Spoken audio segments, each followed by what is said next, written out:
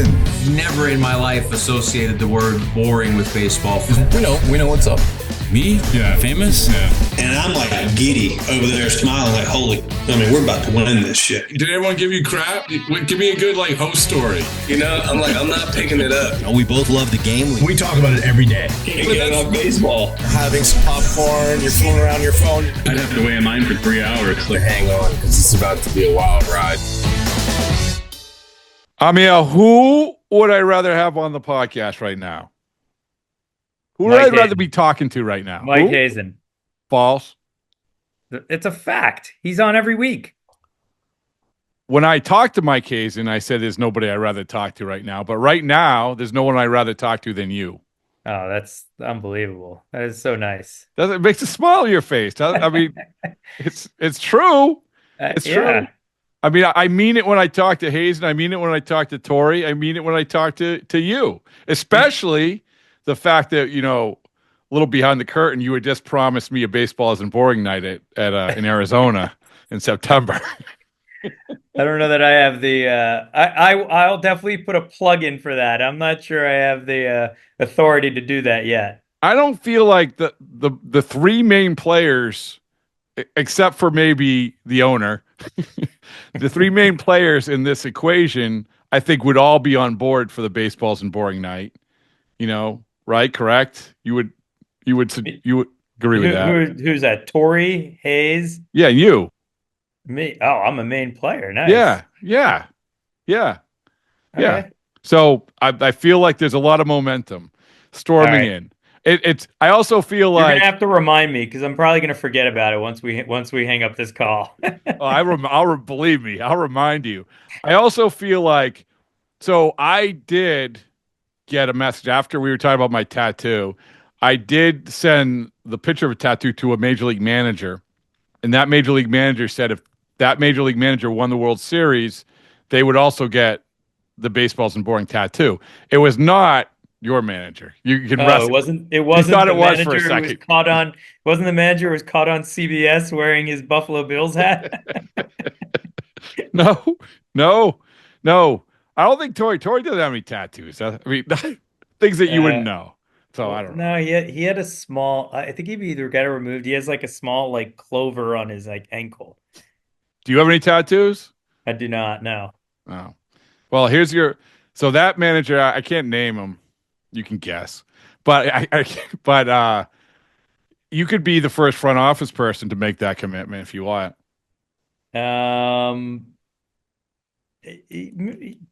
I definitely want to win the World Series. I don't know. I'm not sure. There's some other factors towards getting a tattoo, but yes, will I get? We'll talk about it offline. All right. Do you think your wife would approve? My wife wouldn't care, oh. And my wife actually thinks she actually might think it. She might like me better with the sleeve. I think she thinks the sleeve is way more attractive than the bare white arm that I have.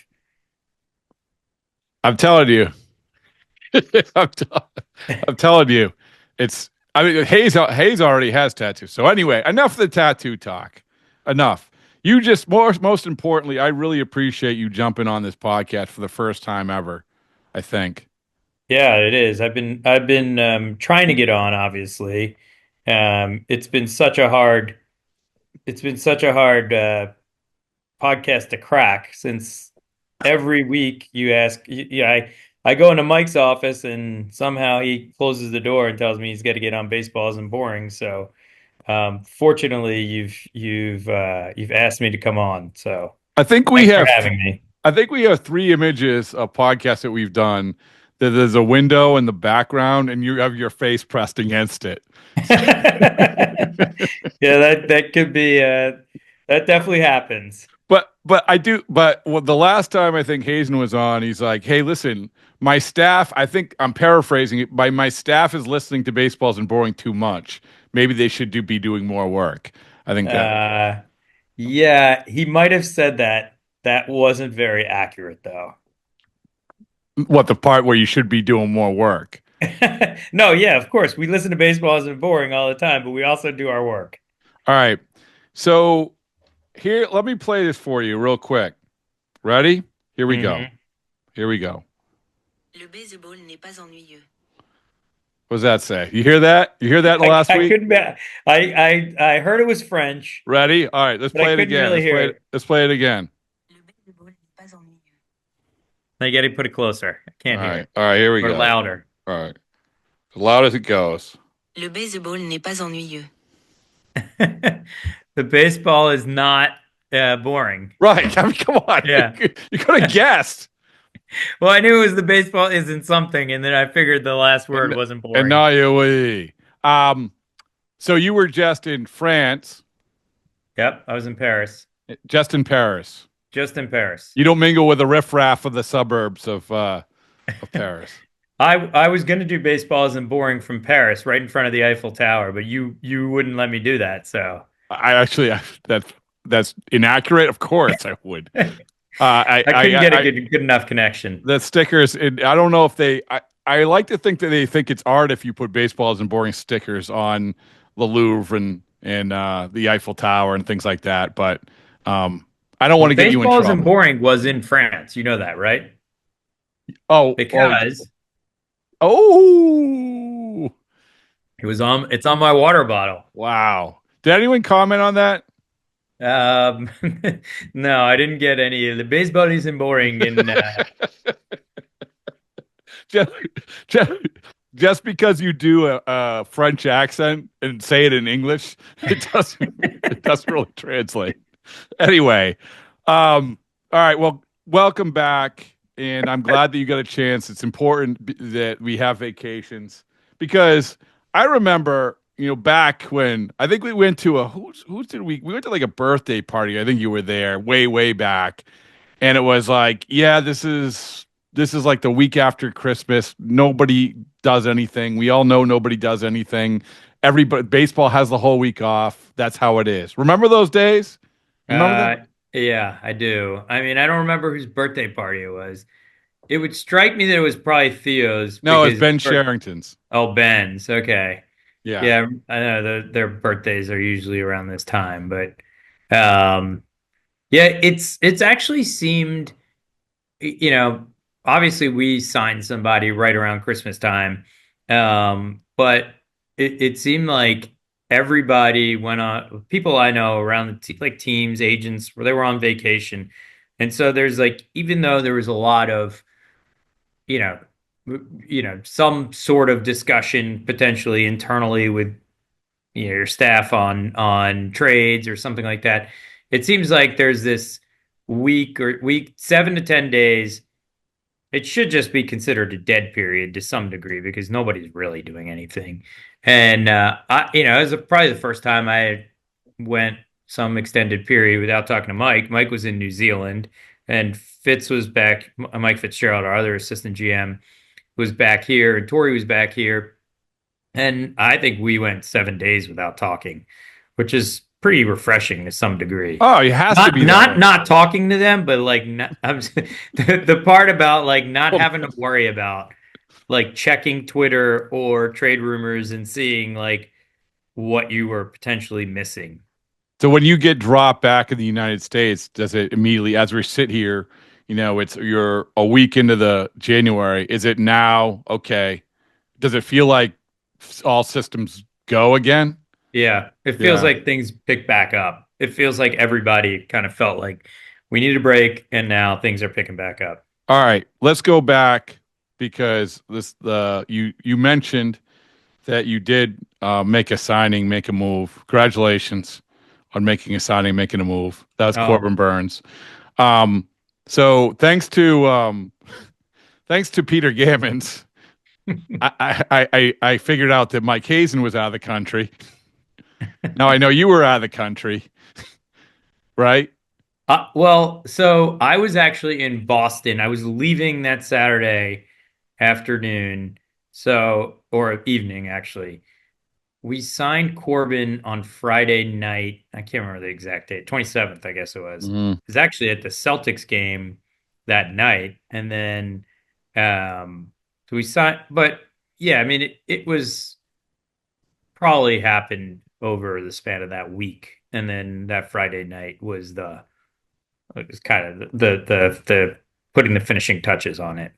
So were you texting during the Yeah, there was Celtics game? um not not a ton during the game.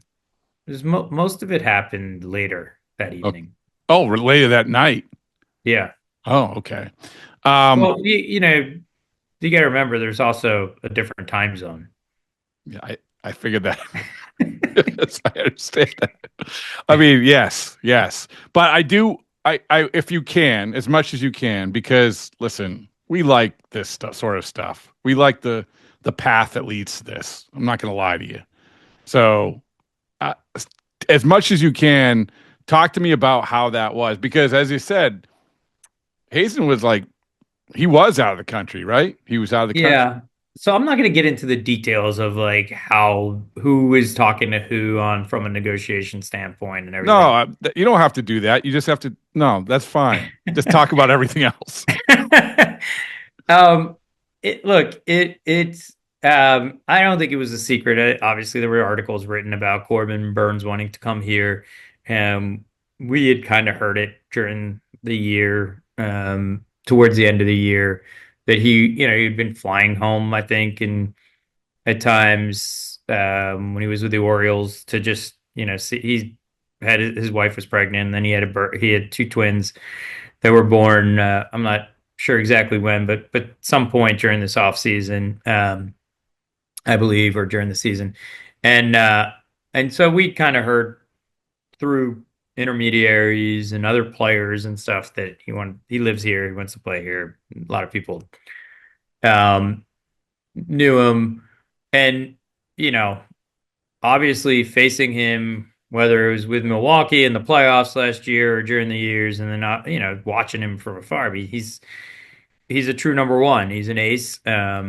He's not somebody that you him and haw when when you have the opportunity to sign him, and there are certain types of players that you need to win to win in baseball. I mean, Dave Dombrowski does a great job at this, is like signing the stars, right? And like Mm. Corbin is that guy. I think after, I think early on in the offseason, we had some discussion, and it just seemed like financially it wasn't going to be able to work or make sense.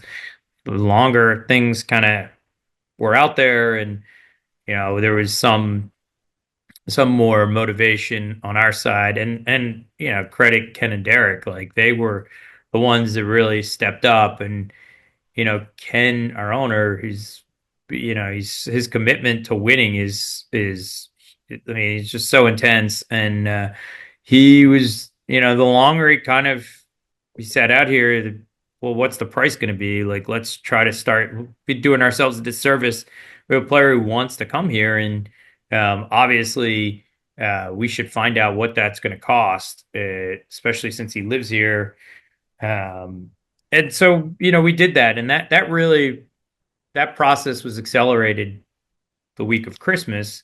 And it's funny because I've talked to agents and other people about this, but like Christmas is it's a finicky time of year for, it seems like, for players, because like everybody wants to know where they're going by Christmas, I think, because they they don't want to be asked by their family, like, where are you going to play next year? What shirt should I buy? Like, what jersey should I buy? And so there always is this like seems like a little pickup of um of like excitement, and some sort of, hey, this guy's going to sign this week, um you know finality towards like some contracts negotiation. So it just felt like that was the time when Corbin was going to really make his decision. And we're like I said, I mean, we were fortunate that um, they can, really push the chips in and wants to win. And, we're in a division that you need to have players like Corbin Burns in order to beat teams like the Dodgers and the Padres. And um, so, and it all kind of came to a head on that Friday night, but there had been multiple phone calls, text messages along the way. Just that was like, put the finishing touches on it. So go back to what I find interesting is, like you said, you hear rumblings during the season that he's coming back to Arizona, that he really likes Arizona, which is, a lot of guys live in Arizona. That's fine. Yeah. But is that when it start percolating in your guy's head? Hey, maybe, because, I think that when everybody tries to project everything, it's like, it's not like, oh, well, the Arizona Diamondbacks, because he lives in Arizona, he's going to be eyeing that. I didn't hear that once. Clearly you guys heard it during the season. Is that when it started? You started to think, just talking among yourselves about it? I mean, it was more towards the end of the season than anything else, but I don't know that he was necessarily saying it. I think we were just hearing it from people that were like, man, I'm sure he would be a good fit for you guys. We hear that all the time. Like you said, a lot of players live in Arizona. So like we hear it all the time. This isn't something that's like foreign to us. And then, a lot of times what ends up happening is like, oh, player X will take a discount to play in Arizona. And then you're like, oh, okay, that makes sense. And like, there's no discount, right? Like they still want you to pay top dollar or whatever. And so we want to put the best team on the field. We want to get the best players. If Arizona as gives us any bit of an advantage, because it's a great place to play. The climate's unbelievable for 7-8 months of the year. You have one home to live in, right? You don't have to find a spring training home. And, it's unbelievable for us as employees because, when we used to have to pack up and move to Fort Myers, it's like you move to Fort Myers for 6 to 8 weeks and you got to come back, right? And here it's like our game's over. I can go watch my kids play Little League or basketball or whatever it is. And so your family's here, like doing their normal routine. They're in school and everything. You don't have to take kids out of school. And I think I would imagine that's a huge thing for players to just have that, especially the ones that have kids, that not to have to deal with moving. And I'm sure when, at the end of the day, money's going to be a deciding factor, but there are other elements into players' lives and people that work in this game in their lives, and like being happy is probably the most important, and winning. Yeah. Winning and money and all things being equal, and then money, that is, or semi-equal. And then, plenty of players, like, I'm not going to go there because I don't want to live there, especially for multiple years. But you had mentioned about the money wasn't lining up maybe initially. I'm wondering about, we always say, well, this guy signed and that pushed the market here. This guy signed, that pushed the market here. There was clearly a few guys, starting pitchers at the top of the market, right? Blake Snell signs, Max Fried signs. Does that have any, and then there's this perception of, okay, here we go. Corbin Burns is going to leverage these deals. Like, I don't know how much of that is reality, how much you have to wait for these other guys to sign, or maybe it's more important that, to your point, that they know what Christmas gifts to give and shirts to hand out or whatever it is. I don't know. Yeah. I don't know. I mean, I don't know. We didn't, again, like we probably didn't really talk in earnest until about like real conversation about financials, maybe until that week. But like, I think it was more, yeah, it'd be great to have him. I'm not sure we're going to be able to afford him. And then, there's, like you said, a couple other players sign, and then maybe find like where the sweet spot could be and have more conversation along the ways with Hayes is having a lot of these conversations with our staff and with ownership, and then he's just like, okay, like let's at least like find out what this is going to look like, and this is where we target the market to be, and I think that again, when a player has and in Corbin's case, this is really important to us too, like wants to be here and doesn't just want to be. I think like winning is probably important, very important to him. Being at home, like being with his family, is probably really important to him. Money is probably really important. I mean, again, we should probably talk to him, but like those things are huge factors in like probably signing here. But like we have a really good team. We won 89 games. We're certainly not going to be the favorites to win the NL West, but I think we have a good enough team that we can, we could beat anybody, especially with the team that we put on the field today.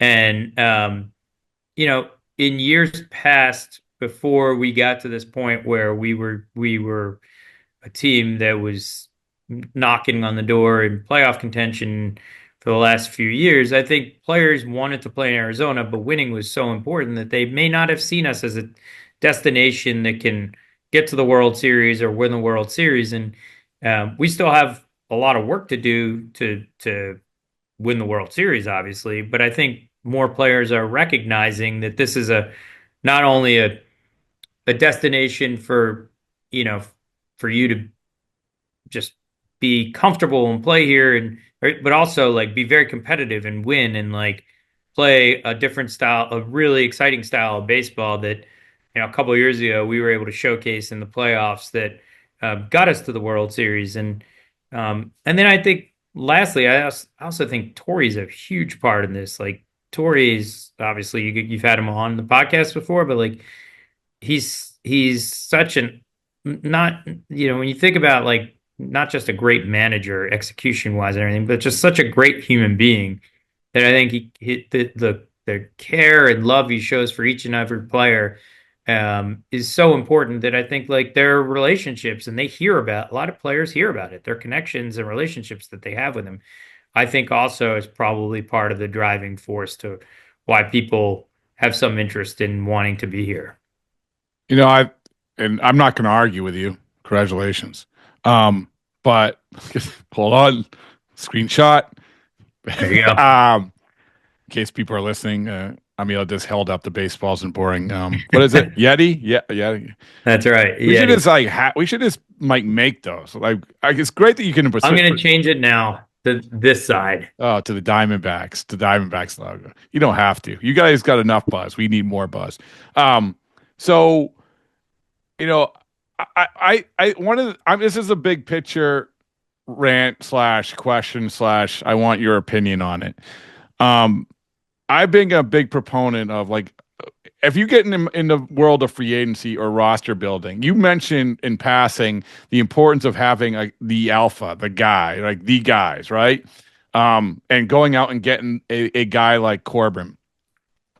If you do that in free agency, you have to get uncomfortable. You just have to. I mean, yeah. I'm sure that, as you point out, your owners, good for you, man. Good for you. Like that, the owners were like, hey, we're willing to get uncomfortable, but you have to. You've gotten uncomfortable before last year as well. This is the cost of doing business.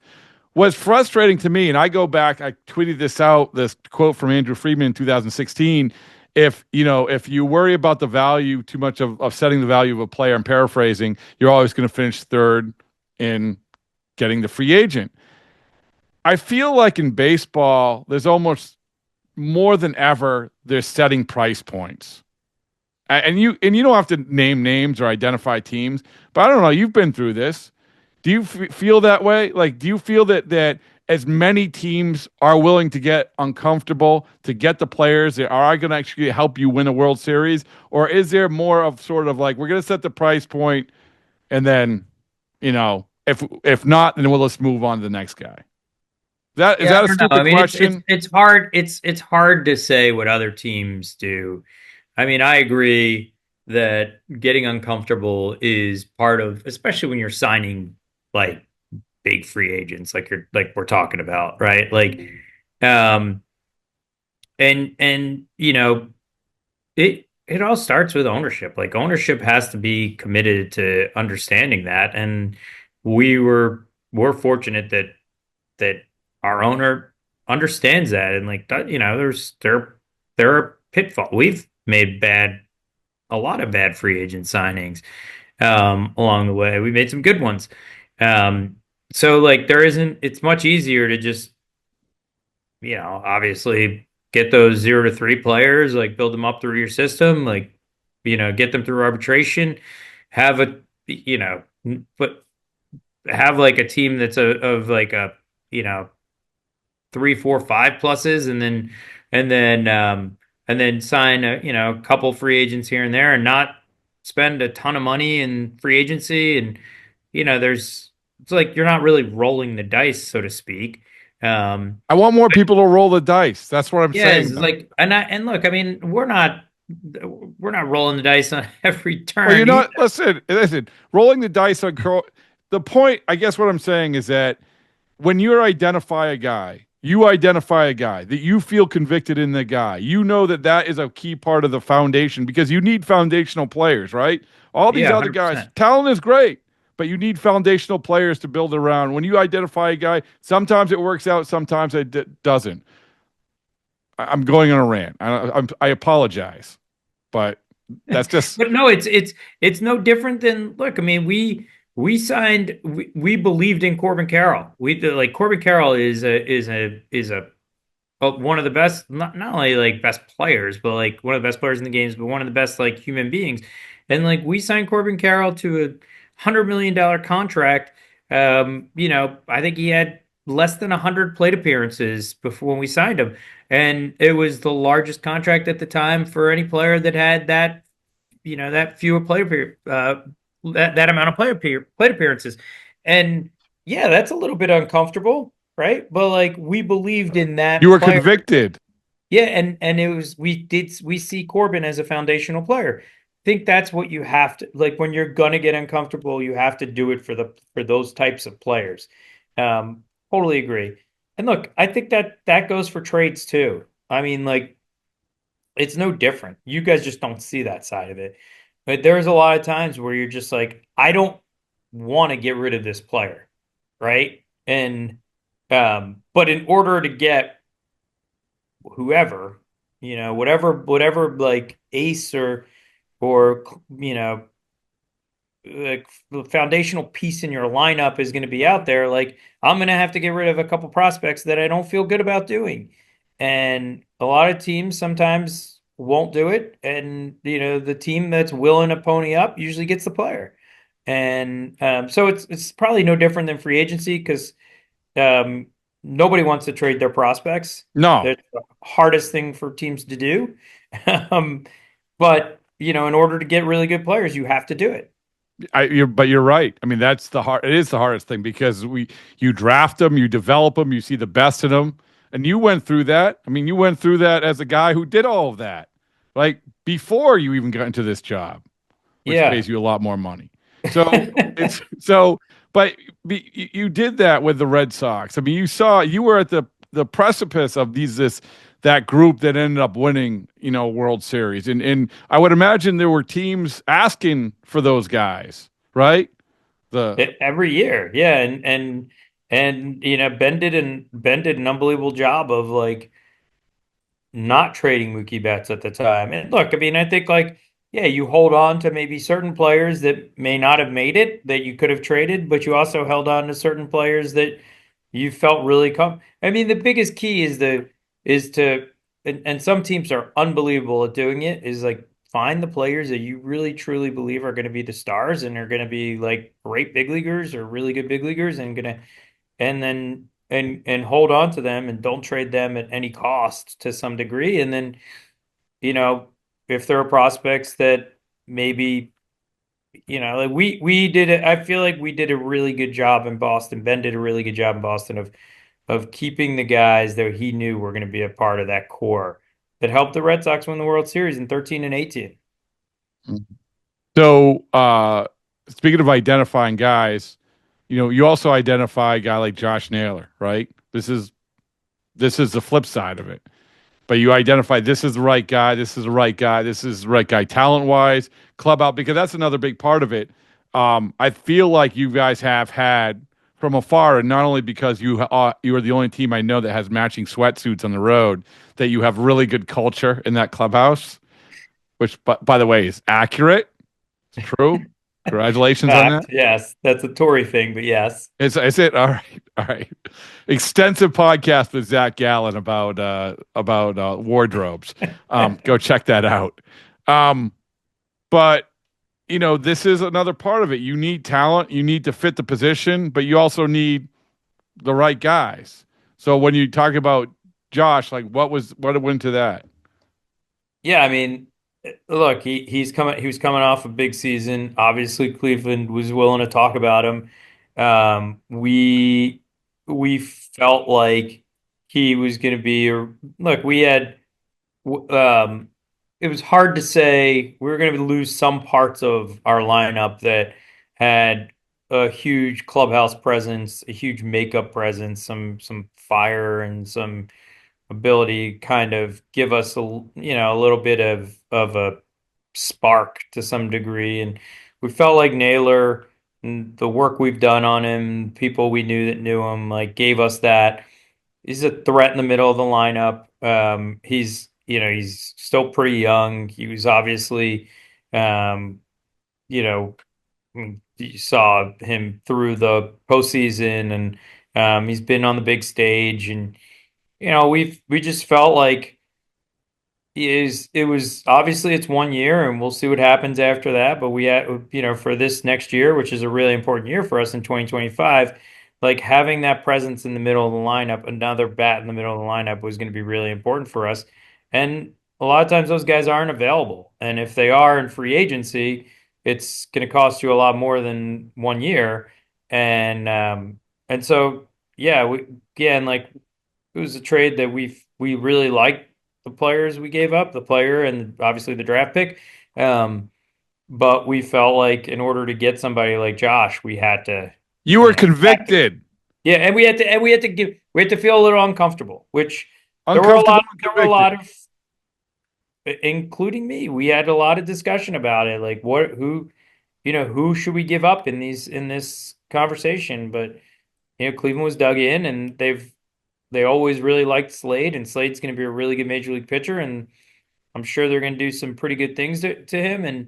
But we know getting Naylor was a really important piece of our 2025 team. Last nuts and bolts question.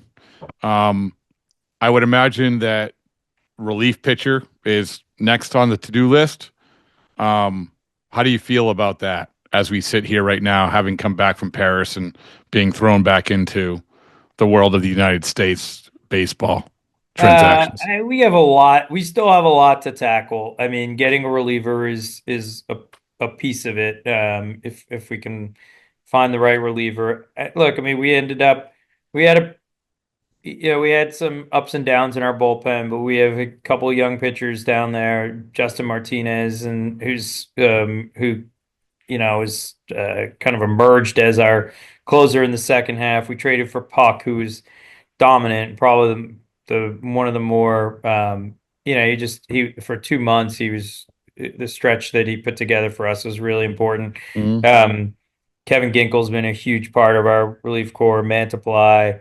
We have some guys coming back next year. Ryan Thompson been huge for us in the playoffs. So I think our bullpen's in a pretty good spot. Getting another reliever or two can always help. I don't think you can ever have too many relievers.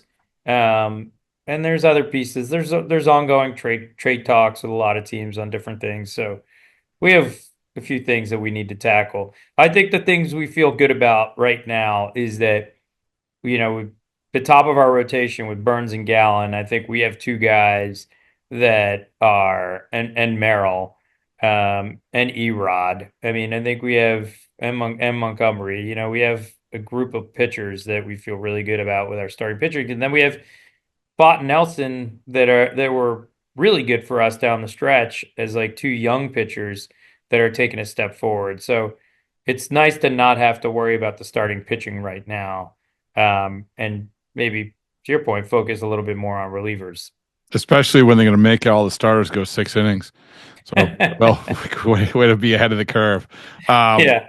But I applaud you. I applaud you guys because I love it. Because I think that it was such an aberration to go when you had a postseason that had relievers pitch more innings than starters.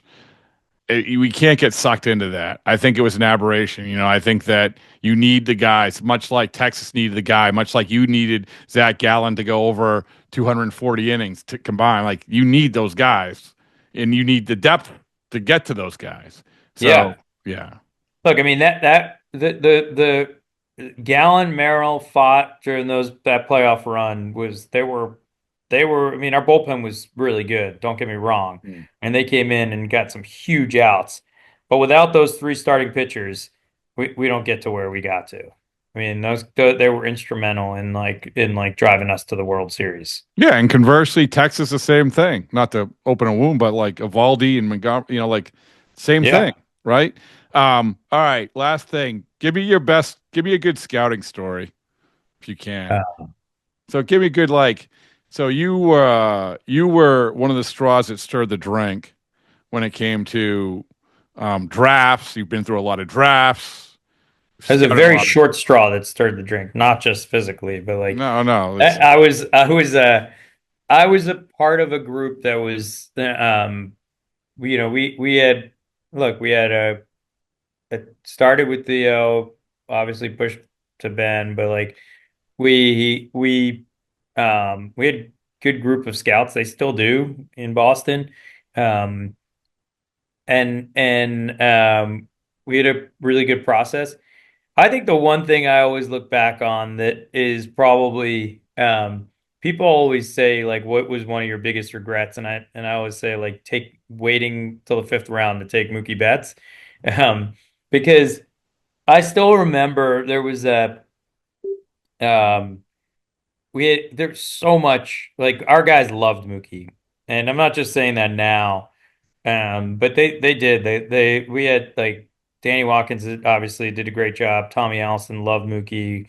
Mark Wassinger, Mike Rickard, that group loved Mookie, and I still remember, this is pre cool days, pre where you could pay guys $7 where there's no budget, right?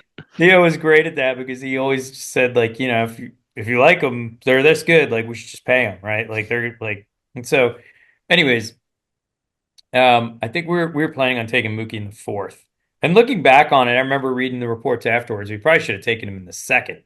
We not just because he's who he is, but we read through the reports. We probably should have taken him in the 2nd round. But I remember we were going to take him in the 4th, and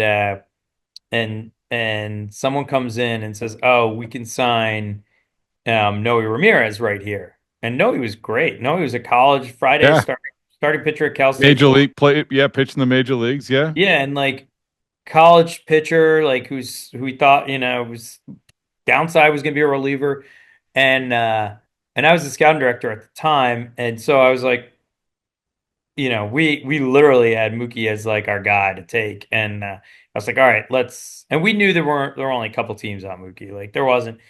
We said, all right, let's take Noe here. Or I said, let's take Noe here at the time. And I looked around the room, and I swear there might have been 4 or 5 people that wanted to kill me. And because I was gambling at the time, I was we're going to get Mookie in the next round. I truly believed that. And we did.